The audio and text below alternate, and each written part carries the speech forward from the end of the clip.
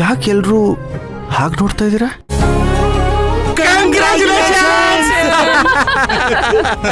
ಅಳಿಯಂದ್ರೆ ಅಳಿಯಂದ್ರೆ ಅಳಿಯಂದ್ರೆ congratulations ಮಗಳೇ. ಕಂದ congratulations. ಯಾಕೆ ಈಗ ಸಂಭ್ರಮ ಪಡುವಂತ ವಿಚಾರ ಏನಿದೆ? ಅಯ್ಯೋ, ನಿಮ್ಗೆ ಅಷ್ಟು ಗೊತ್ತಾಗ್ಲಿಲ್ವಾ ಅಳಿಯಂದ್ರೆ? ಈ ಮನೆಗೆ ಹೊಸ ಅತಿಥಿ ಬರ್ತಿದ್ದಾರೆ. ನಾನು ತಾತ ಆಗ್ತಿದ್ದೀರಿ, ನಿಮ್ ತಾತ ಮುತ್ತಾತ ಆಗ್ತಿದ್ದಾರೆ, ನೀವು ಅಪ್ಪ ಆಗ್ತಿದ್ದೀರಿ ಅಳಿಯಂದ್ರೆ. ಸೂರ್ಯವಂಶಕ್ಕೆ ಮರಿ ಮೊಮ್ಮಗ ಬರ್ತಾ ಇದ್ದಾನಪ್ಪ. ಇನ್ಮೇಲೆ ಈ ಮನೇಲಿ ತೊಟ್ಲು ತೂಗುತ್ತೆ. ನಮ್ ಸುರ್ಬಿನ ಗೋಳು ಇಕೊಳ್ಳಕ್ಕೆ ಒಂದು ಪುಟ್ಟ ಕಂದ ಬರ್ತಾ ಇದೆ.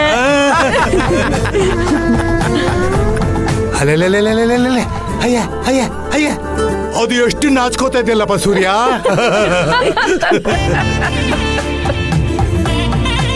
ಸುಮ್ಮನಿರು ತಾತ.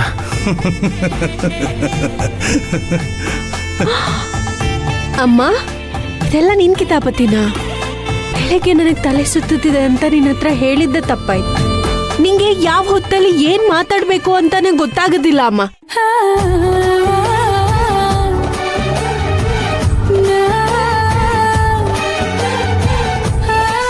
ನೋಡ್ ಸುರ್ಬಿ, ನೀನ್ ಜಾಸ್ತಿ ಮಾತಾಡ್ಬೇಡ. ಯಾವಾಗ ನೋಡಿದ್ರು ವಟ ವಟ ಅಂತಾನೆ ಇರ್ತೀಯ. ಅಳಿಯಂದ್ರೆ ಇನ್ಮೇಲೆ ನೀವು ನನ್ನ ಮಗಳನ್ನ ತುಂಬಾ ಜೋಪಾನವಾಗಿ ನೋಡ್ಕೋಬೇಕು.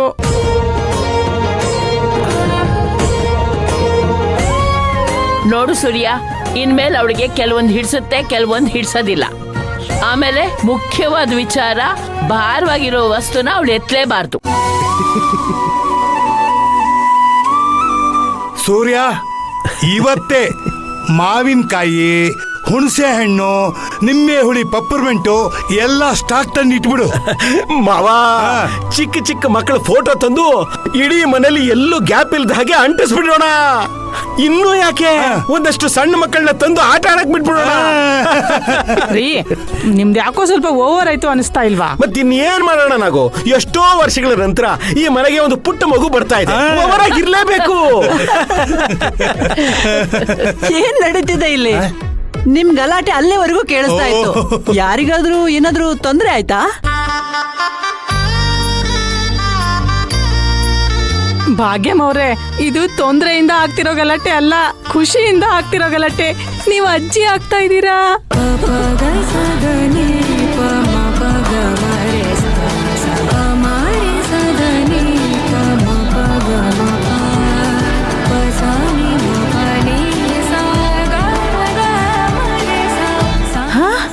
ಹೌದಾ? ಈ ಮಾತು ಕೇಳೋದಕ್ಕೆ ನಾನು ಎಷ್ಟೋ ದಿವಸದಿಂದ ಕಾಯ್ತಾ ಇದ್ದೆ. ಸುರಭಿ, ನಿಮ್ಮಮ್ಮ ಹೇಳ್ತಿರೋದು ನಿಜ ತಾನೇ? ಅತ್ತೆ, ನೀವು ಇವ್ರ ಥರನೇ ಆಡ್ತಿದ್ದೀರಲ್ಲ. ಇವರೆಲ್ಲ ಎಕ್ಸೈಟ್ಮೆಂಟ್ ಅಲ್ಲಿ ಏನೇನೋ ತೀರ್ಮಾನ ತಗೊಂಡ್ಬಿಡ್ತಿದ್ದಾರೆ. ನೀವ್ ನರ್ಸ್ ಅಲ್ವಾ? ನೀವೇ ಒಂದ್ಸಲ ಚೆಕ್ ಮಾಡ್ಬಿಡ್ತೀರಾ? ಅರೆ ಹೌದಲ್ವಾ, ನನಗೆ ಮರ್ತೇ ಹೋಗ್ಬಿಟ್ಟಿತ್ತು. ಭಾಗ್ಯಮ್ನವ್ರೆ, ನೀವು ಒಂದ್ಸಲ ಪರೀಕ್ಷೆ ಮಾಡಿ ನೋಡ್ಬಿಡಿ. ಸರಿ.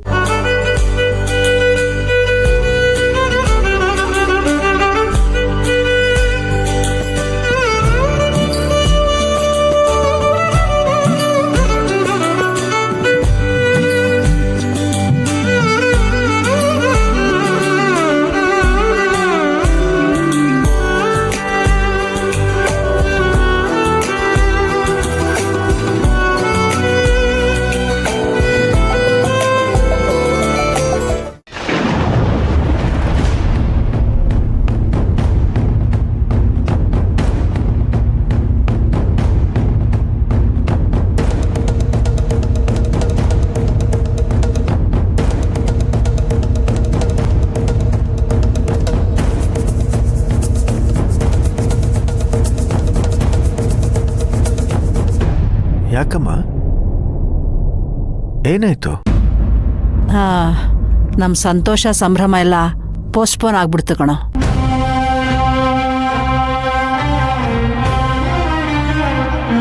ನೀವು ತಿಳ್ಕೊಂಡಿರೋ ಹಾಗೆ ಇವಳಿನ್ನೂ ತಾಯಿ ಆಗ್ತಿಲ್ಲ.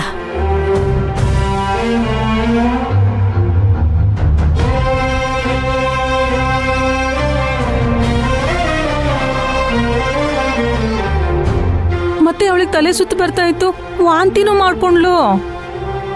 ಎಲ್ಲೋ ನಿದ್ದೆಗೆಟ್ಟಿರ್ಬೇಕು. ಅಥವಾ ಸ್ಟಮಕ್ ಅಪ್ಸೆಟ್ ಆಗಿರ್ಬೇಕು. ಆ ಅನ್ಕೊಂಡೆ ಇವರಿಬ್ರು ಸೇರ್ಕೊಂಡು ನನ್ನ ಏಮಾರಿಸ್ಬಿಟ್ರು. ರೀ ನನಗೂ ಅನುಮಾನ ಇತ್ತು, ಆದ್ರೆ ಈ ನಾಗಲಕ್ಷ್ಮಿ ಅವಳಗ್ ತಲೆ ಸುತ್ತುತ್ತಾ ಇದೆ ಅಂತ ಹೇಳಿ ಯಾಮರ್ಸ್ಬಿಟ್ಲು.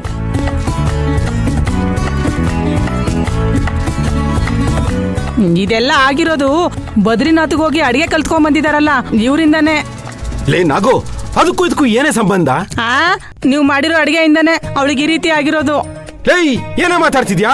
ಅವಳು ಒಂದ್ ತುತ್ತು ಬಾಯಿಗೆ ಹಾಕೊಂಡಿಲ್ಲ, ಅದ್ ಹೇಗೆ ಆಗುತ್ತೆ? ಅಪ್ಪ, ನಾ ಹೇಳಿಲ್ವಾ ನೀವ್ ಮಾಡೋ ಸವಿ ರುಚಿಯಿಂದಾನೆ ನಂಗೊಂದಲ್ಲ ಒಂದಾಗೋದು. ಸರಿ ಬಿಡಮ್ಮ, ಇನ್ಮೇಲೆ ನನ್ನ ಅಭಿರುಚಿನೇ ಬದಲಾಯಿಸ್ಕೊಂಡ್ಬಿಡ್ತೀನಿ.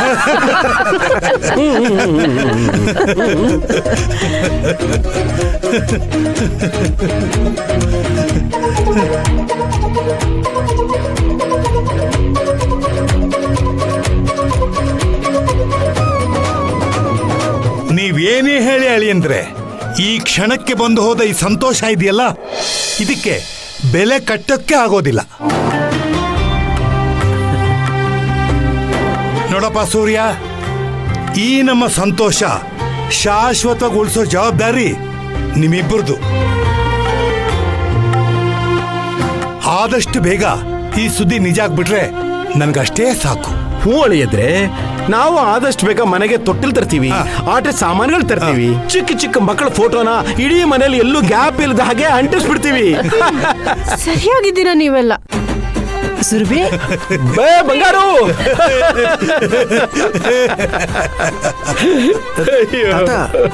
ನನ್ನ ಫೋನ್ ಹುಡ್ಕೊಳ್ತಾ ಇದೆ, ಮೇಲ್ಗಡೆ ಚಾರ್ಜ್ ಇಟ್ಟಿದ್ದೆ, ತಗೊಂಡು ಬರ್ತೀನಿ. ಫೋನ್ ತಗೊಳಕ್ ಹೋಗ್ತಾ ಇದೀಯಾ? ತಗೊಳ್ಳೋದಕ್ಕೇನೆ ಹೋಗ್ತಾ ಇದ್ದೆ.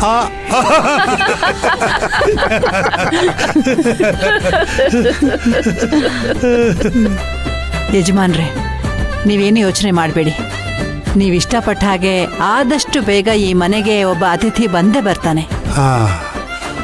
ಅಮ್ಮ ತಾಯಿ ಜಗದಾಂಬೆ, ಆದಷ್ಟು ಬೇಗ ಸೌಭಾಗ್ಯನ ಕರುಣಿಸಮ್ಮ.